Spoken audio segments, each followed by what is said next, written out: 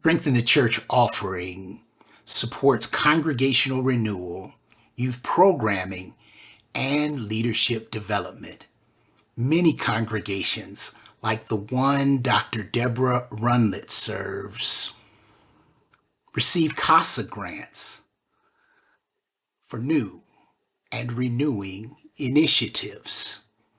CASA stands for Congregational Assessment, Support, and Advancement. Dr. Runlet, could you share the steps a congregation can take to get ready for renewal? Oh, absolutely. So one of the small faithful steps we took before we became a Cossack congregation was to distill to essence, to actually go back to the beginning. Now, for some congregations, that's going to be in the last 50 years.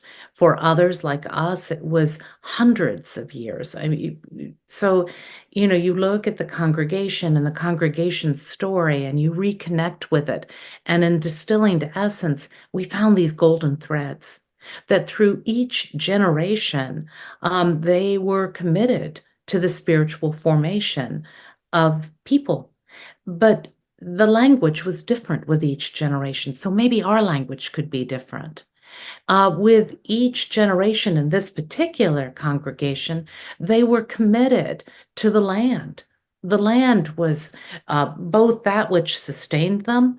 They all lived on working farms, but it was more than that, that we had a responsibility to be caretakers of the future.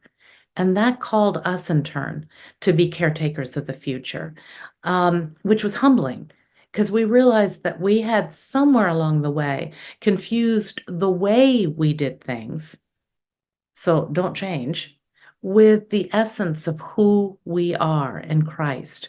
So that distilling to essence, knowing our history, seeing how it evolved over time was huge.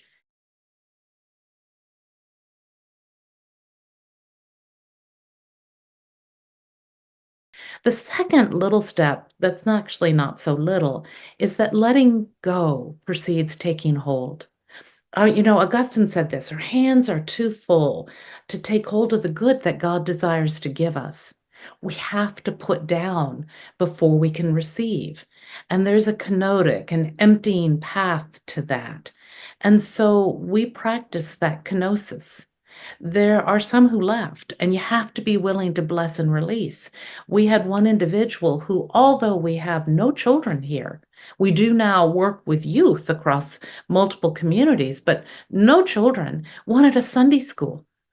When in fact, if you look at the Lilly Foundation reports, Sunday school became a rite of exit along with confirmation of our youth from the church because they weren't in worship. They weren't invited into a direct relationship with God. So the kenotic path meant that we needed to let go of the programmatic elements of what we thought made church and live into the relationship with God, with one another, and our communities. And that comes through emptying. We have to be emptied before we can be filled.